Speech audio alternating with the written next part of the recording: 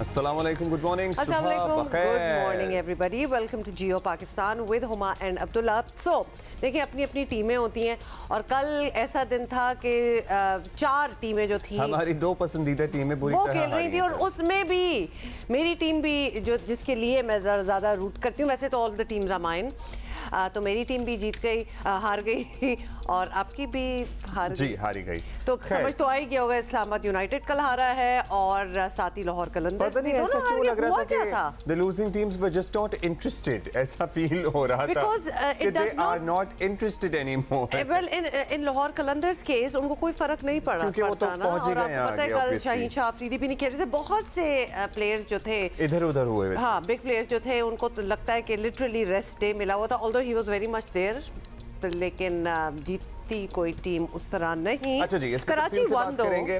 Karachi won दो and congratulations to all those who support Karachi Kings. अभी हम आगे बढ़ेंगे और आपको पता ही है तोशाखाना की तफसील जो है वो वैसे सामने आ गई है, लंबी फहरिस्तें हैं, बहुत से लोगों के नाम सामने आ रहे हैं और उनका यही मौक़िफ़ है कि वो कवायद और ज़वाबित के तहत जो भी चीज़ें अब मेंशन की गई हैं, ज़ाहिर है वफाकी हुकूमत की मंजूरी के बाद ही ये तमाम तफसील जारी की गई है आवाम की कंजप्शन के लिए, वो अपने कवायद के मुताबिक ये चीज़ें लेकर गए हैं। अच्छा, 2002 से 2023 तक का रिकॉर्ड जो है वो जारी कर दिया। प्लीज़ पूरी लिस्ट पढ़नी चाहिए हमें, क्योंकि बहुत कुछ है बीच में।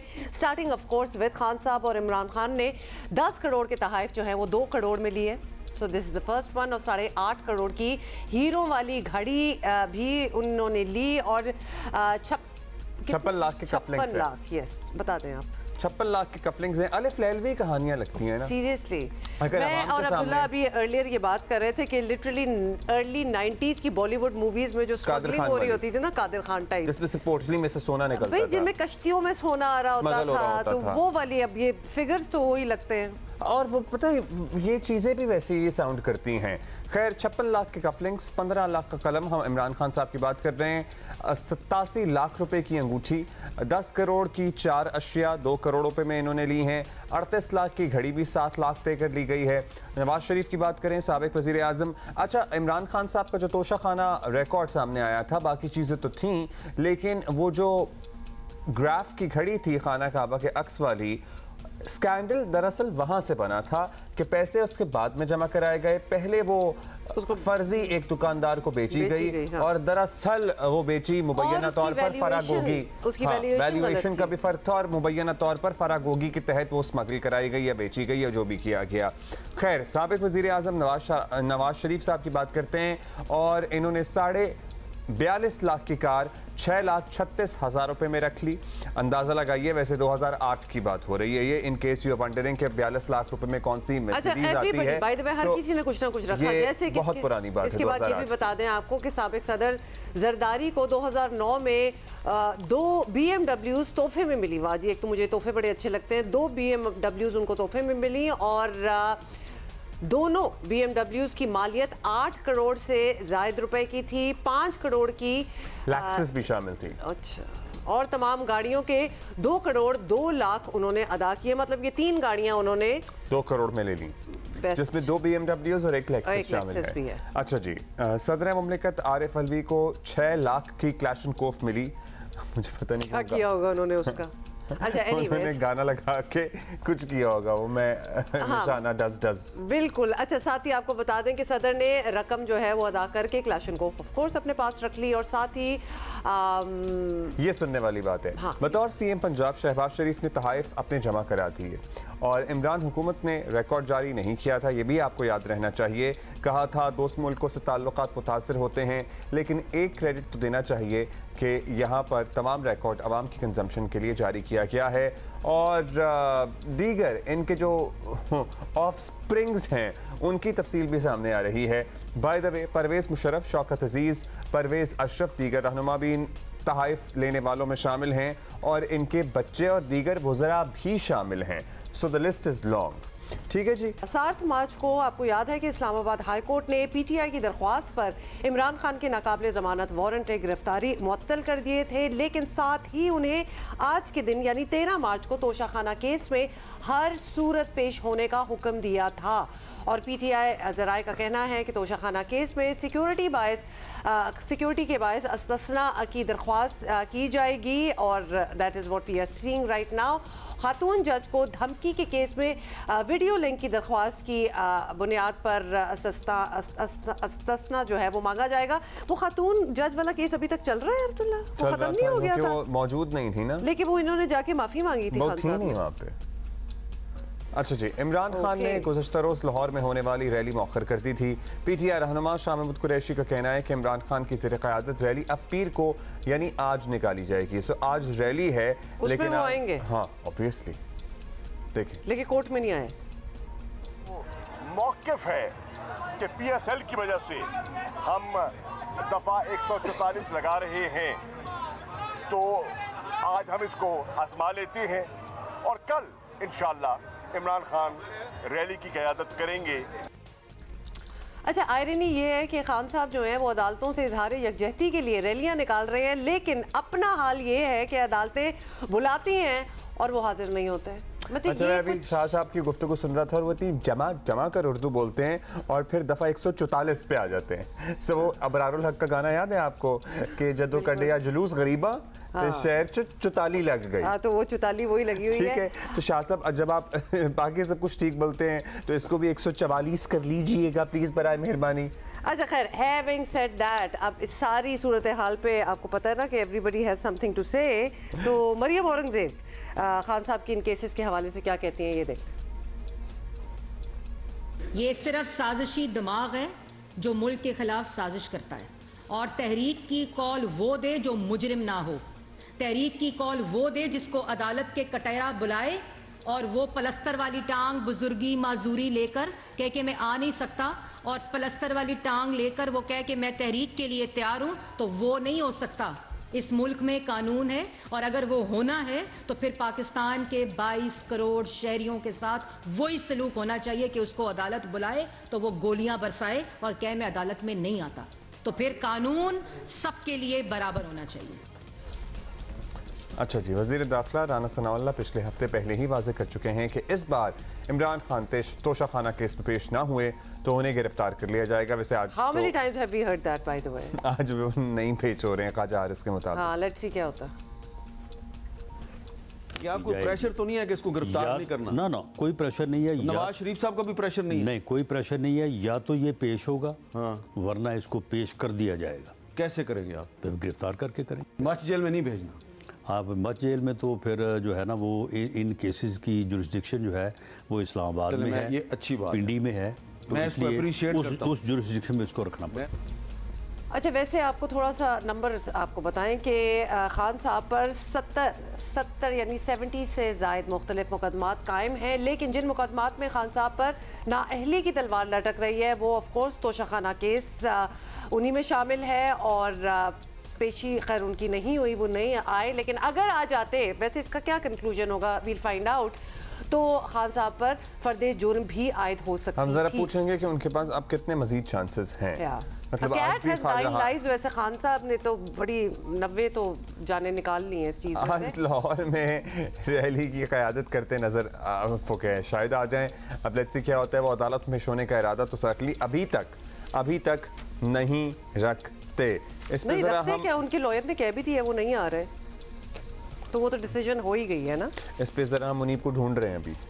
मुनीब फारूक हमारे साथी सीनियर एंकर माहिर कानून और तज्जियाकार, उनसे ज़रा जैसे ही रब्ता होता है तो उनसे ज़रा आईनी और कानूनी राय लेंगे कि what are the options left, और कि पिछली मरतबा जब इनके ज़मानत मंजूर की गई थी, इनके वारंट गिरफ्तारी मुअत्तल किए गए थे, उस वक्त ये श्योरिटी ली गई थी इनके वकीला की तरफ से कि वो अगली पेशी पर हाजिर होंगे, मौजूद होंगे। बात ये है कि जब इनसे श्योरिटी ली जाती है और ये श्योरिटी दे देते हैं कि हाँ अगले पे आ जाऊंगा, मतलब लिटरली कि कोई बैठा होता है इनके इंतजार में जो कि वो आएंगे। ट्रैक रैकेट भी तो एक देखिए ना कि कितनी बार श्योरिटीज इन्होंने दी हैं और ये कितनी बार नहीं आए। And on the other side I am sorry but enough Rana Sanaullah साहब कि आपका हर बार ये कहना कि अब अगर ना आए ना तो हम उनको अरेस्ट कर रहे हैं, प्लीज। अच्छा, ये भी एक स्ट्रैटेजी है कि जो ज़रा कमज़ोर मुकदमात हैं उसमें आते हैं, एक के बाद एक, एक के बाद एक, एक के बाद एक पेश होते हैं, ज़मानतें होती हैं, चले जाते हैं। जो निस्बतन मजबूत मुकदमा है जिसमें मुमकिन तौर पर बात सज़ा या फिर नाअहली तक जा सकती है, जिसमें फ़र्द जुर्म आयद होनी है, उससे वो बच रहे हैं। हाँ, लेकिन व्हाट इज द हुकूमत डूइंग? अगर आपने if you are serious about it, वरना तो उनको भी पता है कि हम नहीं पेश होंगे, कह के हम आएंगे, इनको भी पता है कि हमको थ्रेट करते रहेंगे कि हम आपको इस बार अरेस्ट कर रहे हैं, और कभी इस्लामाबाद से पुलिस जा रही है, कभी बलूचिस्तान से आ रही है, मतलब एक सर्कस बना हुआ है। I am sorry to say we have to use these words, और धमकियां ऐसी मोटे मोटे लफ्जों के साथ जा रही है कि नेक्स्ट टाइम देख लेंगे तुम्हें। यार वो बेचारे ज़मान पाक के बाहर भी हर बार लोग इकट्ठे कर लेते हैं, मतलब कोई पुलिस आती है और बस वो पर्चा दिखा के चली जाती है। खैर अभी क्या हो सकता है, बाय द वे वहाँ उस विसिनिटी में जो लोग रहते हैं ना, मैं लाहौर गई थी और I met a few people, वो तंग आ चुके हैं, वो लिटरली उनको समझ नहीं आ रही कि वो अब ऑब्वियसली उनकी जायदादें हैं, घर हैं उनके बाद, they want to just run away from there. It's a circus by the way. It is obviously वो उस दिन को याद कर रहे हैं जब इमरान खान साहब ज़मान पार्क वापस शिफ्ट हुए, वो कहते हैं ना ले जाओ वापस बनी का। मुनीब को आप ढूंढ रहे हैं? मुनीब को हम ढूंढ रहे थे, मुनीब हमें मिल गए हैं। अस्सलाम वालेकुम मुनीब, गुड मॉर्निंग। मुनीब, ख्वाजा आरिफ साहब ने लेटेस्ट ये कि कह दिया है दोबारा से कि खान साहब तो पेश नहीं होंगे। What are the options left for him? और पिछली मरतबा जब उनके वारंट गिरफ्तारी मुअत्तल किए गए थे उस वक्त ये मेक श्योर किया गया था कि आज पेश होंगे, इसके क्या नताइज निकल सकते हैं? शुक्रिया उमर अब्दुल्ला, आप लोग सुबह खान साहब की इतनी नेकनामी कर रहे होते हैं, नो वंडर उनको आपसे बहुत मोहब्बत है। जी शुक्रिया। तो अब मैं जरा अर्ज कर दूं कि जैसे ख्वाजा आरिफ साहब ने फरमा दिया है, अब इसमें दो सूरतें हैं। देखिए, इस्लामाबाद हाई कोर्ट ने लास्ट भी जब अब्दुल्ला आपसे बात हो रही थी तो मैंने यही आपसे डिस्कशन हमारी हुई थी कि उन्होंने मुअत्तल किए थे, मनसूख नहीं किए थे वारंट गिरफ्तारी, ठीक है। अब वो मुअत्तल किए थे आज तक की तारीख के लिए और तंबीह की थी कि आप अदालत में पेश होंगे, और यानी डिले कर दिया था मामला।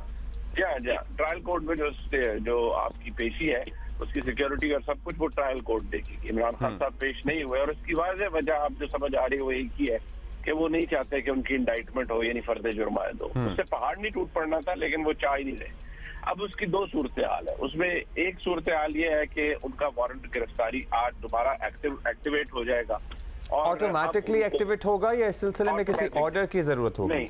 नहीं, कोई ऑर्डर की जरूरत नहीं है। आज अगर वो पेश नहीं होते तो वो हुक्मनामा आज खत्म समझा जाएगा, उसकी जो एप्लीकेशन है वो आज की तारीख में खत्म हो जाएगी। इंटरेस्टिंग, ठीक है जी, और वो एक्टिवेट हो जाएगा। ऐसी सूरत हाल में दो चीजें हैं, एक ये कि अदालत प्रोसीड करे और तंबीह करे पुलिस को कि आप उन्हें अब गिरफ्तार करके, क्योंकि ये नाकाबिले जमानत वारंट गिरफ्तारी है, तो गिरफ्तार करके रात को पेश करें या कल पेश करें, उनको हर सूरत गिरफ्तार करें।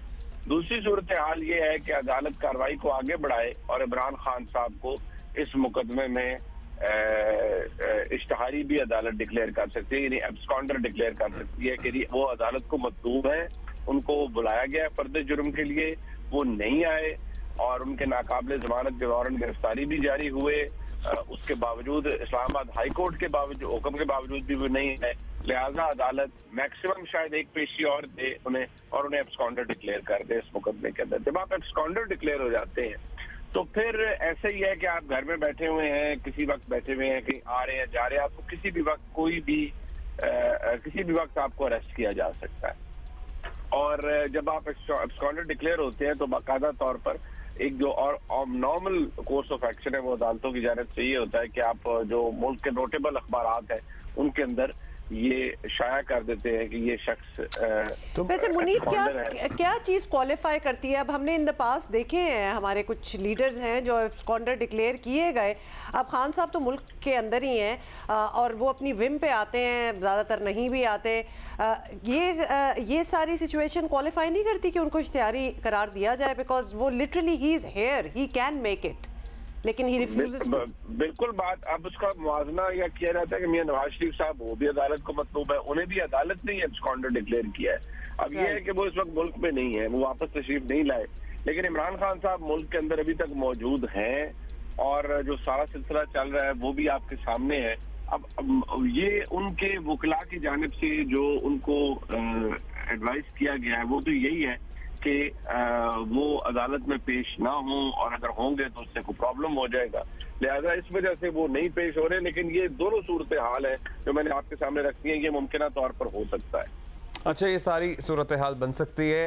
अब मुमकिन तौर पर या तो उन्हें एब्सकॉन्डर डिक्लेयर किया जाएगा या उनके जो वारंट गिरफ्तारी हैं वो बहाल हो जाएंगे। आपको लगता है कि अभी मज़ीद फोरम्स मौजूद हैं इमरान खान साहब की लीगल टीम के पास इस वारंट गिरफ्तारी को, जैसे पहले वो हाई कोर्ट में ले गए थे, वहाँ पे मुअत्तल हो गया मामला, लेकिन अब गो एट अनदर लेवल और इसको डिक्लेयर कराने के लिए कुछ कोशिश करेंगे? देखिए, अदालत इस्लामाबाद हाई कोर्ट का ऑप्शन जो है वो तो अब्दुल्ला एग्जॉस्ट हो चुका है ना, और वहाँ पर एक ही मामले पे, एक ही नौयत पे, एक ही प्ली लेकर आप कितनी दफा दोबारा जाएंगे? या तो कोई ऐसे नए फैक्ट्स एस्टैब्लिश हो गए हो कि इमरान खान साहब को खुदा न खास्ता कोई वो और वो अलील हैं, या कोई नया प्रॉब्लम क्रिएट हो गया है, कुछ और हो गया है कि वो नई तशरीफ ले जा रहे। अब वो तब्दीली तो कुछ भी नहीं हुई। इमरान खान साहब को तो अदालत ने हुक्म दे दिया, वो नहीं गए, और ऐसी भी सिचुएशन नहीं है कि अब किसी हायर अदालत में फौरी तौर पर जाया जाए, इसलिए क्योंकि इस्लामाबाद हाई कोर्ट का जो ऑर्डर है वो टाइम लिमिटेड है, वो आज तक के लिए है। अब ये नहीं हो सकता कि इस्लाम दोबारा इस नाकाबिले जमानत वारंट गिरफ्तारी के खिलाफ इमरान खान साहब डायरेक्टली सुप्रीम कोर्ट में चले जाएं। तो इससे फर्दर स्टेप अहेड जाने वाली अभी कोई गुंजाइश नहीं है, तो ऐसा लग रहा है कि मैं भी शायद तैयार है उनकी लीगल टीम भी और खान साहब खुद भी कि जरा कोई एक्शन हो जाए और पुलिस शायद प्रॉब्लम उन्हें गिरफ्तार करने की कोशिश करे, या तो ये हो सकता है। Try to touch base with you. इस वक्त आपको पता है कि हियरिंग जो है वो चल भी रही है, समाअत चल रही है, so if we need updates we will get in touch with you. Thank you so much. जरूर, थैंक यू। अच्छा, एक अजीब और गरीब किस्म की बात है, हमेशा हम सोचते हैं ना कि कितनी when the party started PTI की हम बात कर रहे हैं, पाकिस्तान तहरीक इंसाफ, ये ज़रूर याद रखें, और अदालतों का एक रीवैम्प करने का बहुत अरसे से 20 साल से जब से पार्टी हुई है बात हो रही है। लेकिन सबसे ज़्यादा disrespect, I am sorry, Khan साहब जब ये नहीं आते ना, जब अदालतें उनको बुला रही होती हैं और उनको इतना लीवे दिया जाता है, उनके मुताबिक डेट सेट की जाती हैं, but he still refuses to come. तो ये खुद जब रिस्पेक्ट नहीं कर रहे अदालतों की, तो क्या इन्होंने लिटरली अपनी पार्टी का नाम ही, मेरा ख्याल है कि डिसरिस्पेक्ट जो है वो, इंसाफ नाम की तो कोई चीज़ इधर हमें नजर नहीं आ रही। भाई आप क्यों ऑफेंड हो रही हैं? अगर इंसाफ फराहम करने वाले ऑफेंड नहीं हो रहे तो why are you getting offended? वो एक और बहुत बड़ा सवाल है, किसी को कोई फर्क नहीं पड़ता। अच्छा सर, चले मैं जरा इनको कहता हूँ कि भाई ये छोड़ें, हम ना आपका लेना ना देना ना तो हमारा। फिर वादा करें हम इसके बारे में एक बात नहीं करेंगे, और बाकी और अपडेट तो हम देंगे। तो फिर मुझसे ना एक्सपेक्ट करें कि मैं छोड़ूंगी। एनीवे, ब्रेक है।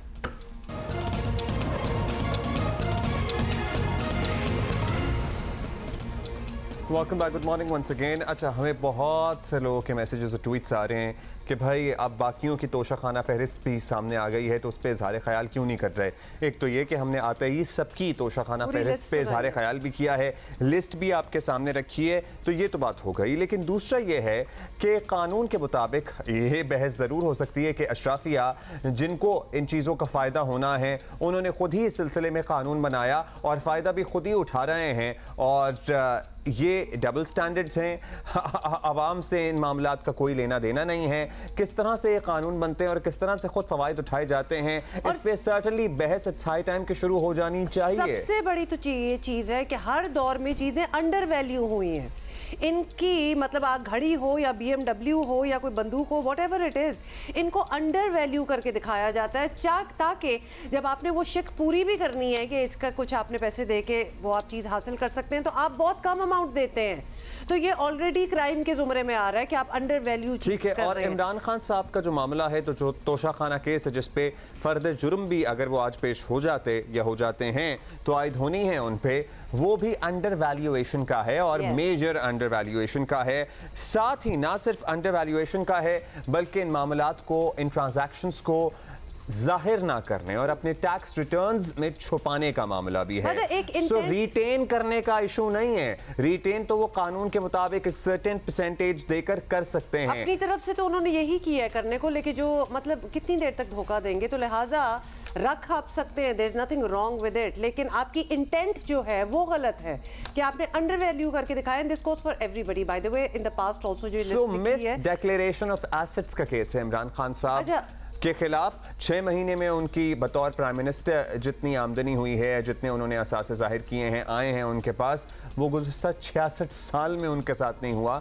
तो यहाँ पर under valuation and hiding the facts and transactions in the tax returns and miss declaration of assets का केस है, जिस पे उन पे फर्द जुर्म आयद होनी है। बात वहीं आ जाती है कि जब आप इस नारे पे आए हो कि हम वो करप्शन जो बाकी सारे करते थे उनकी निशानदेही कर रही हो और अपने आप को आप कह रहे हो कि हम बिल्कुल दूर है उस चीज से और करें 100% वही, क्योंकि हमें तो जरूरत नहीं है ना, हमें तो अल्लाह ने सब कुछ दिया है माशाल्लाह। तो लिहाजा जब ये लेकिन 46 लाख रुपए की अंगूठी नहीं दी थी अल्लाह ने, इसलिए वो हमें तोशाखाना से मिली। फिर ऐसी चीजें निकलती हैं तो फिर आप में और उनमें क्या फर्क रहा? You don't have any moral upper ground, जिसको कहते हैं ना कि वो आप यू हैव लॉस्ट इट। सो इसलिए मॉरल अपर ग्राउंड के भाषण तो ना दिया करें कि मैं बेहतर और बाकी, और ये भी कहना छोड़ दें कि बाकी सारे चोर डाकू और इनसे मैं बात नहीं कर सकता। भाई किसी में कोई फर्क नहीं है। और यहाँ पे जो केस है ये रिटेंशन का नहीं है, ये मिस डिक्लेरेशन ऑफ एसेट्स का है, जो तोशाखाना केस चल रहा है। और इस पे अब बात होनी चाहिए कि ये अवाम को वाकई हुक्मरान भेड़ बकरियां ही समझते हैं कि चीजें आएंगी, हमने खुद ही कानून बनाना है कि हमने उसका 20% देना है, ठीक है, हमारी मर्जी, हमने उसका 20% देना है, भी हम डिसाइड करेंगे। हमने उसका 20% नहीं, वो मार्केट रेट पे डिसाइड होता है, हमने उसका 20% देना है। यही तो सारी बात है। अंडर वैल्यू कर रहे हैं, अंडर वैल्यू कर रहे हैं। ये जो इमरान खान वाला साहब वाला केस है उसमें अंडर वैल्यू किया गया, लेकिन बाकी चीजें एक्चुअली अंडर वैल्यू हुई हैं नहीं हुई हैं उन पे तहकीक होगी तो सामने आएगा। लेकिन हमने उसका जो भी उसकी मार्केट वैल्यू है या वैल्यू है उसका 20% देना है, बिकॉज हमें ही फायदा हो रहा है, इसलिए हमने ही कानून बनाया है और हमारी मर्जी। तो वो मॉरल सुपीरियोरिटी के जो नारे थे ना, छोड़ दें, बिल्कुल फेंक दें अब उस चीज को, बिकॉज यू डू नॉट। आवाम को कोई चीज देनी है तो 300% ड्यूटी देनी पड़ेगी। कोई भी चीज लग्जरी अगर कोई अफोर्ड करना भी चाहे और कर सकता है तो वो 300% ड्यूटी तक बात जाएगी। लेकिन चूंकि हम इस मुल्क पर हाकिम हैं और ये रूल्स भी हम ही बनाते हैं, इसलिए हम जो एक्चुअल वैल्यू जो शायद उससे भी कम हमने बताई है उसका भी 20% देंगे और वो चीज हम रख लेंगे। बॉटम लाइन ये है कि आप जो इतने अवामी बनते हैं आप नहीं हैं। You are doing exactly this. बात ये है कि 50% और 20% that is happening right now, हम बताना चाहते हैं, बताना है हमने, लेकिन ये 50% और 20% ये होने ही नहीं चाहिए रूल्स। ये चीजें ऑक्शन में जानी चाहिए, जिस तरह के है अगर कोई नहीं रिटेन करता ऑक्शन हो, और वो ऑक्शन ऑनलाइन वेबसाइट पे होनी चाहिए। दुनिया में छुप छुपीते अब ऑक्शन के जमाने खत्म हो गए हैं कि अपनों को ही नवाज लें, 4 बंदों को कमरे में बिठाएं और उनको ऑक्शन कर दें चीजों को। नहीं, ऑनलाइन आप ऑक्शन करें इन चीजों को, इनके पैसे भी ज्यादा मिलेंगे क्योंकि वैसे ही हम तकरीबन बैंकरप्ट है ना, तो हमें पैसों की जरूरत तो है। ट्रांसपेरेंसी चाहिए ना। आप चुप चुपीते की बात कर रहे हैं, कच्ची रसीदें बन रही हैं, क्या बात कर रहे हैं आप? इस्लामाबाद की कौन सी जीना सुपर की वो मार्केट थी, वो हम सारे बचपन से देख रहे हैं, वो दुकान जिसके पेंट कराने के मालिक के पास पैसे नहीं थे लेकिन 5 करोड़ मुबैना तौर पर थे उसके पास, और कैश ट्रांजैक्शंस हो रही हैं। कैश में इमरान खान साहब ने ट्रांजैक्शंस करके ये चीजें खरीदी थी। तहरीके इंसाफ ने लाहौर में बाय द वे दफा 144 के नफाज को लाहौर हाई कोर्ट में चैलेंज कर दिया। This is something that is happening as we seek or as we speak rather. और तहरीके इंसाफ ने हमाद अजहर ने लाहौर हाई कोर्ट में दरख्वास्त जो है वो दायर कर दी है। ब्रेक के बाद हाजिर होते हैं।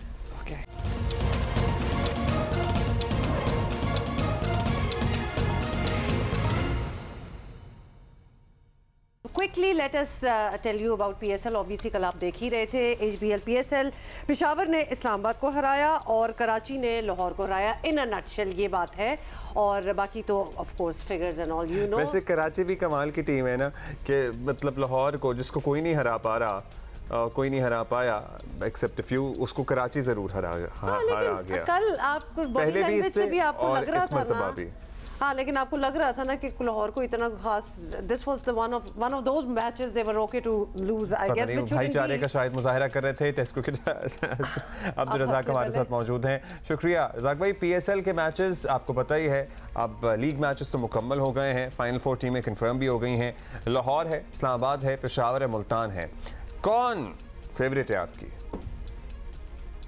जी, जिस चीज़ का इंतज़ार था वही हुआ, और लाहौर, मुल्तान, इस्लामाबाद और पेशावर की टीमें क्वालिफाई कर चुकी हैं। और मेरे पॉइंट ऑफ व्यू से इसमें जो स्ट्रॉन्गेस्ट टीम नज़र आ रही है, क्योंकि लाहौर में मैचेस हैं, लाहौर की टीम नज़र आ रही है। और उसके बाद अगर देखा जाए तो आपके पास मुल्तान है, और इस्लामाबाद भी इतनी बुरी टीम नहीं है।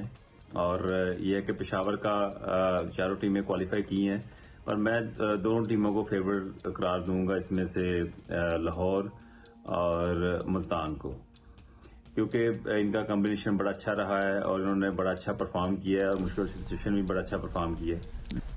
अच्छा, ये भी बताइएगा कि रावलपिंडी के मैचेस ख़त्म होने पर तमाम टीमों के बॉलर्स ने शुक्राने के नफल भी पड़े होंगे डेफिनेटली, क्योंकि जैसा वहाँ हाल रहा, ऐसी पिचेस से क्रिकेट को फ़ायदा हो रहा है या नुकसान हो रहा है, किस तरह असेस करेंगे? देखिए, पिंडी में बैटिंग पैराडाइज और बॉलरों के लिए नुकसानदेह की चीज़ें नज़र आई हैं और मैं समझता हूं कि क्रिकेट के साथ देखें, इसमें थोड़ा सा ना आप को पता नहीं चलेगा, इसमें थोड़ा सा आपको धोखा होता है कि आया कि इस तरह की पिंडी में मैचेस हो रहे थे, बॉलरों की बॉलिंग और बैट्समैनों की बैटिंग, इसमें काफ़ी फ़र्क नज़र आया। बैटिंग स्ट्रांग रही, 250 भी चेज हुआ, 262 रन भी हुए। तो इसमें मैं समझता हूं कि ये सिर्फ और सिर्फ कंडीशन का और वेन्यू का इसमें है। क्रिकेट इस तरह की नहीं है टी20 में 140 भी होता है और वो भी अगली टीम नहीं करने देती। और हमने लाहौर में देखा है, लाहौर कलंदर ने अगेंस्ट कोयटा 150 के करीब राउंड स्कोर था तो उन्होंने नहीं करने दिया था। तो इस तरह की भी क्रिकेट नजर आ रही थी और ये है कि अच्छा हुआ पिंडी से मैचेस खत्म हुए। जिस तरह मुल्तान में शुरू हुआ था तो उसमें मुल्तान फेवरेट लग रही थी, फिर कराची में जब कराची ने मैच जीता तो मैं समझता हूँ उस वक्त लग रहा था कि कराची में आपने कहा अच्छा ही हुआ। बहुत शुक्रिया आपका रज़ाक। मैं जब कह रहा था कि ये सही नहीं है वैसे वहाँ का कोई सीन पिंडी में। We're going to see you in the next hour.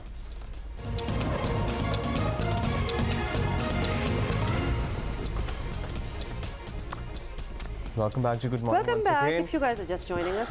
Lahore में ज़िले शाह का केस, इस पर ज़रा अपडेट करेंगे आपको।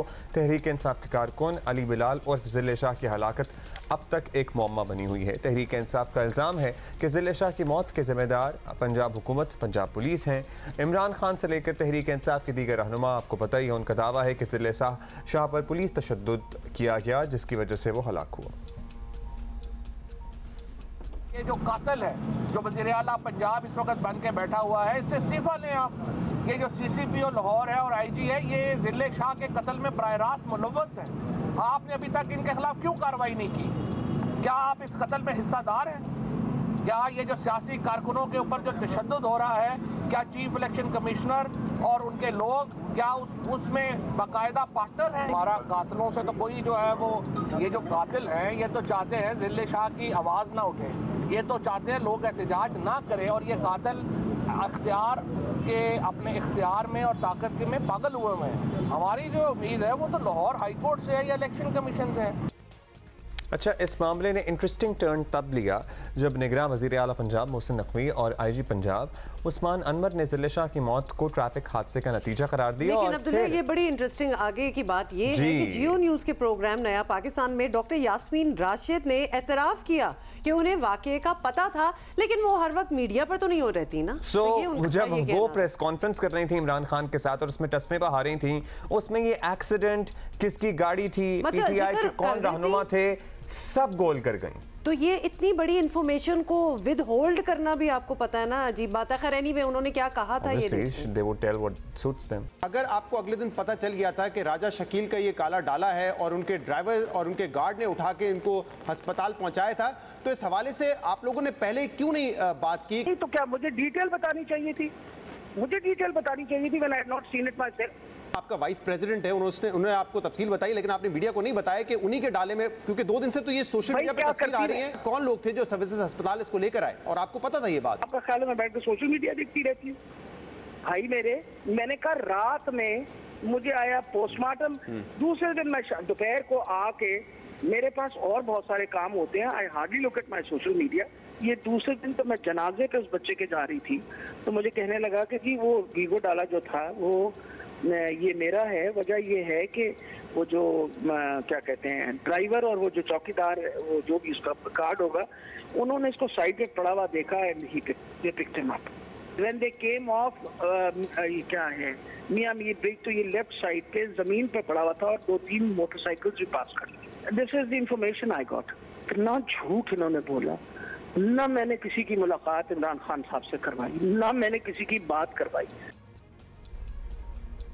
वैसे आजकल की दुनिया में ना जस्ट सजेशन फॉर डॉक्टर साहिबा also and the rest of very important people कि आपका सोशल मीडिया बड़ा इंपॉर्टेंट होता है। ये ज़रूरी नहीं है कि आप ही बैठे हो उस पर।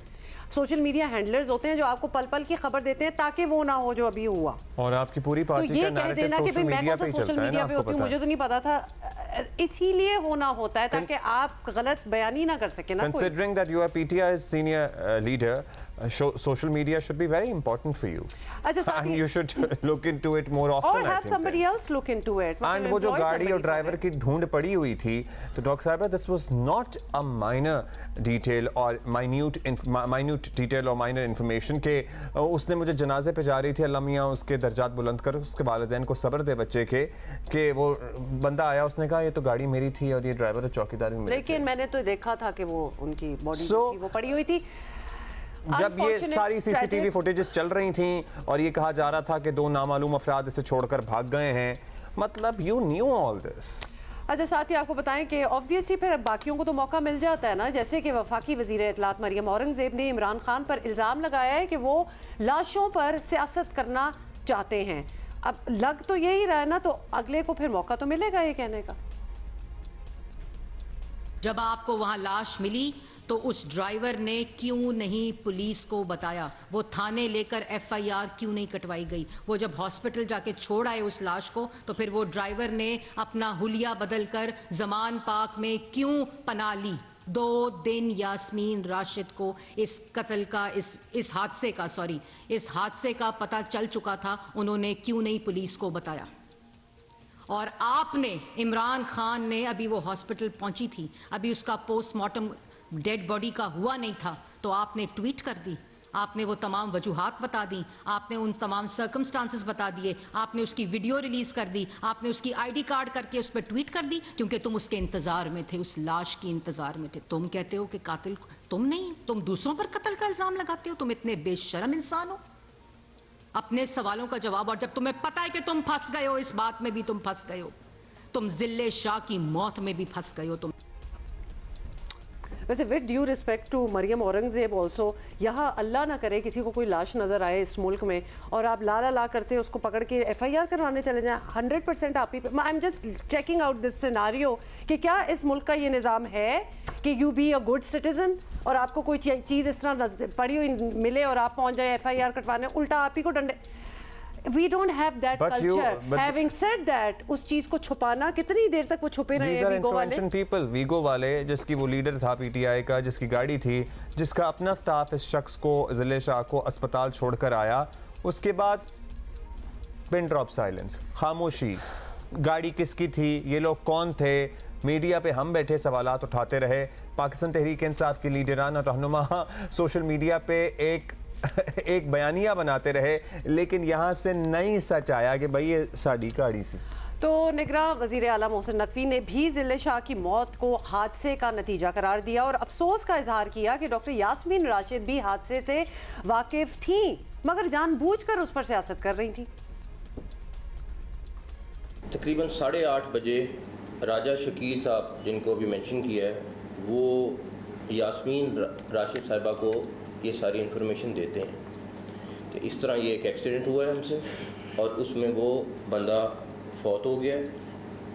उसकी भी सारी एविडेंस इनके पास मौजूद है। उसके बाद यास्मीन राशिद उनको कहती हैं कि आपने अगले दिन सुबह 9 मार्च को आप जमान पार्क आ जाएं और वहाँ पे फिर मैं आपको लेके जाऊँगी और वहाँ पे आपकी मुलाकात कराऊँगी बाकी लीडर्स के साथ। जब आप मेरे पे आएंगे, मेरे बच्चों पे आएंगे, गाली भी दे लें, आपका ज़र्फ है, सब कुछ है, लेकिन खुदा का वास्ता झूठा इल्ज़ाम तो ना लगा। आप सियासत कर लें, आप सारा दिन कर रहे हैं सियासत, हम तो नहीं सियासत से रोक रहे आपको, लेकिन इस तरह तो ना करें। बहुत सी इंफॉर्मेशन इस प्रेस कॉन्फ्रेंस में भी इम्पार्ट की गई। अब पंजाब हुकूमत और तहरीक इंसाफ दोनों जानिब से जिले शाह की हलाकत से मुताल्लिक मुख्तलिफ किस्म के दावे किए जा रहे हैं, लेकिन सच ये है कि पूरा सच शायद कोई भी नहीं बता रहा है। जब तक शफाफ तहकीकात नहीं होती, इस लाश पर भी सियासत होती रहेगी। इसी पे ज़रा बात करते हैं, तफ्तीश की इस मामले की SSP Lahore internal accountability bureau हैं इमरान किश्वर साहब, उनसे बात करके मालूम करने की कोशिश करते हैं। अब इमरान साहब, ज़िले शाह की हलाकत से मुताल्लिक जो पंजाब पुलिस का मौक़िफ़ सामने आया है उसमें भी सवालात हैं जो उठ रहे हैं। ज़िले शाह को गिरफ्तार किया गया था, पहले क्यों नहीं बताया गया? पोस्टमार्टम में जो तशद्दुद सामने आया है वो किसने किया? अब एक्सीडेंट हुआ है तो फोरेंसिक्स के एक्सपर्ट्स क्या कहते हैं कि एक्सीडेंट में वही हालत होती है जो ज़िले शाह की थी, और एक्सीडेंट की वीडियो कहाँ है? तमाम वीडियोस आ गई हैं, एक्सीडेंट होने की वीडियो नहीं है। थैंक यू वेरी मच जी। आप जितने भी क्वेश्चंस करेंगे इंशाल्लाह ताला, हमने चूँकि प्रोफेशनली इन्वेस्टिगेट किया है, इसको हम आपको आंसर करेंगे। इसमें आपने 3 क्वेश्चंस किए हैं। एक तो ये कि ज़िले शाह को अगर गिरफ़्तार किया था तो क्यों नहीं बताया गया। ये during the course of investigation हमें पता चला है कि ज़िले शाह जब गिरफ़्तार हुआ था तो उसकी जो CCTV फुटेज हमें मिली जिसमें ये इस्केप हुआ, actually it is a case of escape from police custody. जब ये 5:58 पे हमने मीडिया से भी शेयर की थी, वो वीडियो में साफ देखा जा सकता है कि उसमें 8 बंदे जो हैं वो प्रिजन वैन का जब हमारा वो दरवाज़ा खोल के वहाँ से फ़रार होते हैं, और वो फोर्ट्रेस स्टेडियम का जो चेक पोस्ट है, मिलिट्री चेक पोस्ट, उससे पहले की बात है, और वहाँ से फ़रार होके और सड़क क्रॉस करके डिफरेंट डायरेक्शंस में जाते हैं, जिनमें ज़िले शाह भी देखा जा सकता है। और ज़िले शाह जो है वो टुवर्ड्स फोर्ट्रेस स्टेडियम चलना शुरू कर देता है, जिसके ऊपर जो है वो उसका एक्सीडेंट होता है। उसी जहाँ पे वो फोर्ट्रेस स्टेडियम की तरफ जाता है उसके साथ ही एक जोसेफ कॉलोनी का कट है जो कि फोर्ट्रेस पुल की जानब जाता है, तो वहीं से वो रेवो डाला जो ADR 872 जो है वो टर्न लेता है और टुवर्ड्स फोर्ट्रेस पुल, फोर्ट्रेस जो मियां मीर ब्रिज है उसकी तरफ जाता है, और उसी असेंडिंग साइड पे उसका एक्सीडेंट होता है। और वहाँ पे अनफॉर्चुनेटली जो पोस्टमार्टम का आपने क्वेश्चन किया है वो आंसर जो है वो स्पॉट के ऊपर नज़र आता है। वहाँ पे जो डिवाइडर है जिसको सेंटर मीडियम कहते हैं पुल के अंदर, उसके ऊपर छोटे छोटे पत्थर मौजूद हैं, जहाँ पे टायर मार्क्स भी वहाँ पे मौजूद हैं जहाँ पे एक्सीडेंट हुआ। कन्फेशनल स्टेटमेंट जो इनकी है हमारे पास मुल्ज़मान की, जहाँ ज़ेब जो गाड़ी चला रहा था और उसके साथ उमर फरीद बैठा हुआ था, उन दोनों की स्टेटमेंट भी है। फिर वहाँ पे जब वो उनको गाड़ी ने ज़िले शाह को हिट किया है, कि जैसे मैंने बताया दोनों एक ही डायरेक्शन में जा रहे हैं, वो पैदल चल रहा था पुल के ऊपर और ये गाड़ी पीछे से आई, उनको हिट किया। उसके इम्पैक्ट की वजह से वो नीचे गिरा है और वो ग्रेस करता हुआ उन पत्थरों पे जो स्टोन्स वहाँ पे पड़े हुए हैं, उनकी पिक्चर्स भी हमने मीडिया से शेयर की थी, उन स्टोन्स की वजह से उसकी एब्रेशंस आए हैं। और उसका अगर एक्सीडेंट, उसका जो पोस्टमार्टम रिपोर्ट है अगर आप गौर से देखें तो cause of death is intracranial bleeding, और जो उसका लिवर ब्लीड और स्प्लीन ब्लीड है।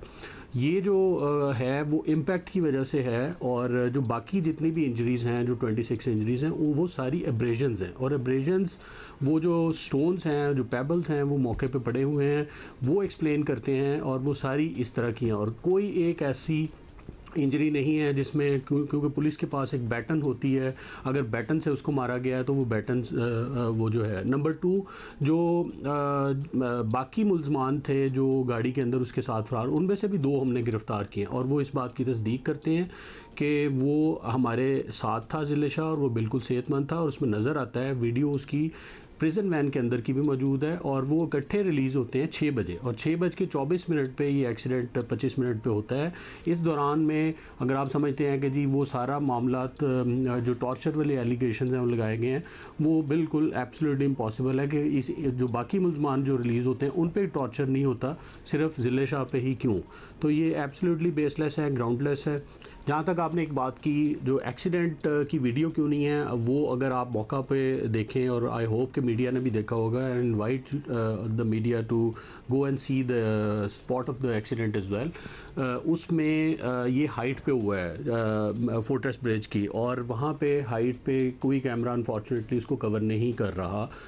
जो उसके अलावा जितने कैमरास की वीडियोस हैं, ये कोई 31 कैमरास की वीडियोस हैं जिसमें ये कैप्चर होता है इसका विगो जो है रेवो जो व्हीकल है। ठीक, वो सारा कैप्चर हो रहा है कि वो रुक रही है गाड़ी, पुलिस प्रिजन वैन, उसमें से निकल कर भाग रहे हैं लड़के नज़र आ रहे हैं, और जब भाग रहा है तो ठीक ठाक ही है। अच्छा, और उसके बाद बड़ी आपने अच्छी डिटेल दी, डिटेल में और वीडियोस हम देख रहे थे, साथ समझाया। ये बताएं कि पुलिस का मौक़िफ़ जो है वो मान लिया जाए तो फिर तो गाड़ी के मालिक से बराह रास्त तफ्तीश जो है वो बहुत ज़रूरी हो जाती है। तो क्या मालिक से कोई राब्ता है आपका, पूछगछ हो रही है? कहाँ है मालिक, कोई पता चला है? ये इंटरेस्टिंग क्वेश्चन है। और ये जब हमने इसकी तफ्तीश शुरू की तो उसमें मैंने आपको बताया कि हमने सर्वेलेंस कैमरास की बेस पे इसकी इन्वेस्टिगेशन स्टार्ट की। इसके जो हमने जब आइडेंटिफाई किया इसका नंबर ADR 872, उस आइडेंटिफिकेशन के बाद हमने इसकी एक्साइज रिकॉर्ड से इसकी मलकियत देखी। उस मलकियत में ये गाड़ी लीज़ पे थी जो बैंक से लीज़ हुई थी, और लेसी का नाम हमने जब देखा तो उसमें राजा शकील साहब का जो है वो GB सिक्योरिटी के नाम पे राजा शकील साहब के नाम पे था ये डाला, और राजा शकील ही इसके ऑनर हैं। जिसमें GB सिक्योरिटी के इस्तेमाल में है तो राजा शकील उनका डायरेक्टर हैं, तो वही उन्होंने ही अपना लेसी के नाम पे शो किया हुआ है उस डाले को जो बैंक का रिकॉर्ड है। तो उनको हमने गिरफ़्तार कर लिया है। राजा शकील जो है इसमें 201 जो ऑफेंस बनता है जिसमें एविडेंस को छुपाने का ऑफेंस है जो कि इन्होंने किया, उसमें हमने इनको चार्ज किया। अच्छा, अब ये बताइएगा कि अब जब सब आपको पता लगी गया है और you make sense as well, एक नया केस भी बनाना पड़ेगा ना गाड़ी ड्राइव करने वाले का। जो लोग आपकी हिरासत में हैं उन्हें पेश भी करना पड़ेगा, वहाँ बयान भी रिकॉर्ड कराना होगा। तो इस सिलसिले में तैयारी है आपकी मुकम्मल? जी एग्जैक्टली, ये बिल्कुल लीगली करेक्ट है। हमने एक नया केस इसमें रजिस्टर कर लिया है जो कि थाना सरवर रोड का एरिया बनता है, उसमें हमने इस मुकदमे को दर्ज किया है और उसकी तफ्तीश हम आगे बढ़ाएंगे। अच्छा, अब आगे जी ये भी बता दें फाइनली कि आगे क्या होना है, कि आपका ऑब्वियसली जो भी मौक़िफ़ है तहरीक इंसाफ ये मानने को तैयार बिल्कुल नहीं है, और ऑब्वियसली वो चाहते हैं कि इस पर जुडिशल इंक्वायरी होनी चाहिए। तो पुलिस ने अली बिलाल को नहीं मारा तो फिर जुडिशल इंक्वायरी कराने के लिए फिर अगर वो कोई रिजर्वेशन होनी नहीं चाहिए, फिर हो जाए, अगर वो चाहते हैं तो फिर करा दें। मैंने जैसे आपको शुरू में बताया कि आप 100 क्वेश्चंस करेंगे, 1000 इस पे करेंगे, क्योंकि हमने एक एक चीज़ प्रोफेशनली और एविडेंस बेस्ड की है, तो हमें इसमें कोई एतराज़ नहीं है। अच्छा जी, थैंक यू आपका। इमरान कंवर साहब हमारे साथ मौजूद थे, लाहौर इंटरनल अकाउंटेबिलिटी ब्यूरो के SSP, और उन्होंने अपना मौक़िफ़ पेश किया कि किस तरह से इस वाक़े को सियासी रंग देकर इस पर पॉइंट स्कोरिंग की जा रही है। बाकी और मामलात के अलावा एक कुर्बत जो हम हासिल करना चाहते हैं ना वो IMF से है। हम चाहते हैं हमारा ना एक वो बस ऐसा समझौता हो जाए IMF के साथ कि जिंदगी भर बस हम साथ वो कुर्ब हमें नसीब नहीं हो रहा, अल्लाह ना करे वैसे जिंदगी भर साथ हो वो, लेकिन अभी हमें चाहिए, अभी तो चाहिए, अभी चाहिए हमें, लेकिन वो नहीं मिल रहा। बदल देंगे अभी तक, फिलहाल तो हमें चाहिए बहुत। तो बस हम करीब ही हैं, करीब है, बड़े अरसे से, बड़े हफ्तों से करीब है। अब हम सब इस मुआहदे पर दस्तखत के मुंतज़िर हैं। $1 अरब कर्ज के लिए IMF ने जो माशाल्लाह जो शर्तें रखी हैं वो पाकिस्तान ने चुपचाप मान ली, थैंक यू। और 170 अरब के नए टैक्स भी लगाने पड़े हैं, और अब हाल ये है कि महंगाई ने लोगों को उड़ा कर रख दिया। To be honest I don't have the right words anymore, खत्म हो गए हैं। आम आदमी जिस तरह अपना किचन चला रहा है ये वही जानता है। वज़ीर ख़जाना इसहाक़ डार को उम्मीद है कि आज या कल, अल्लाह ये उम्मीद इनकी बार आ जाए, आज या कल स्टाफ लेवल मुआहदे पर दस्तखत हो जाएंगे, हो भी जाएं भाई। मान लिया कि पाकिस्तान को अब जल्द रकम मिल जाएगी, इसके बाद कुछ दोस्त मुल्कों से भी शायद पैसे मिलने की राह हमवार हो जाए। इसी पर ज़रा बात करते हैं माहिर मौशियात साबिक़ चेयरमैन FIA शब्बर ज़ैदी साहब हमारे साथ मौजूद हैं। शब्बर साहब, पाकिस्तान IMF डील के करीब है, बस करीब ही बताया जा रहा है, इससे डिफ़ॉल्ट का ख़तरा फ़िलहाल यही कहा जा रहा है कि टल जाएगा, यानी हम उस जगह पर हैं कि डिफ़ॉल्ट से बचने की भी खुशी मनाई जाएगी। वैसे ये सवाल तो है हम सब के जहनों में, हम यहाँ तक कैसे पहुँचे? आपका बड़ा तजर्बा है, आपने इन पोस्टों पर सर्व भी किया है, आपकी राय जानना चाहते हैं। और ख़ासतौर पे कसूर किसका था, मौजूदा हुकूमत, पिछली हुकूमत, या सबका? यस, जहाँ हम पहुँचे हुए हैं किसका कसूर था? नहीं, पहले आपने जो ये बयान दिया है कि पाकिस्तान SLA जो स्टाफ लेवल एग्रीमेंट के करीब है तो पाकिस्तान डिफ़ॉल्ट से बच जाएगा, इसकी क्या बुनियाद है आपकी? क्योंकि ये तो एक टेम्परेरी रिलीफ है, मगर जो आगे की प्रोजेक्शन है आने की और जाने की, जो हमारी आउटफ्लोज इनफ्लोज हैं, उसके हिसाब से हमारे पास एडिक्वेट पैसे नहीं हैं और हम एक डिफॉल्ट की तरफ आगे बढ़ रहे हैं, इर्रेस्पेक्टिव के IMF का ये वाला प्रोग्राम आता है। ये ज़रूर है कि IMF हमें हमारे लिए कोई आसानियाँ पैदा करेगा हमें लोन अरेंज करने में, मगर अगर लोन नहीं हुए तो हम डिफॉल्ट कर जाएंगे। तो दूसरी बात जो आपने सवाल किया है वो ये कि पाकिस्तान को इस हालात में किसने पहुँचाया, तो इसका जवाब बिल्कुल सीधा ये है कि पाकिस्तान में मेरे हिसाब से 2000 के बाद से पिछले 23 साल में पाकिस्तान की मईशत जिसपे 4 दौर थे। एक मुशर्रफ का दौर था जो कि फौजी आमरीत थी, उसके बाद एक दौर ज़रदारी साहब का था, उसके बाद एक दौर शहबाज शरीफ साहब का था और उसके बाद एक दौर PTI का था। चारों हुकूमतों के दौर को मिलाया जाए और सबको मिलाया जाए, उसके बावजूद भी पाकिस्तान में 2020 से लेकर 2023 तक कोई भी पॉजिटिव इकोनॉमिक डेवलपमेंट नहीं हुई और जो कुछ होना था वही हुआ है। और ये मेरे अंदाजे और मेरी कैलकुलेशन के बिल्कुल मुताबिक है, मुझे किसी चीज़ पर हैरानी नहीं है। थैंक यू आपका शुक्र सैदी साहब। और सर्टनली फिल वक्त तो शायद हम डिफ़ॉल्ट से बच जाएं, लेकिन लॉन्ग टर्म में ये ख़तरात मौजूद रहेंगे। आप सही कह रहे हैं। That is it for today. This is just the start of the week. We're going to see you tomorrow, inshallah. Bye. Have a great day.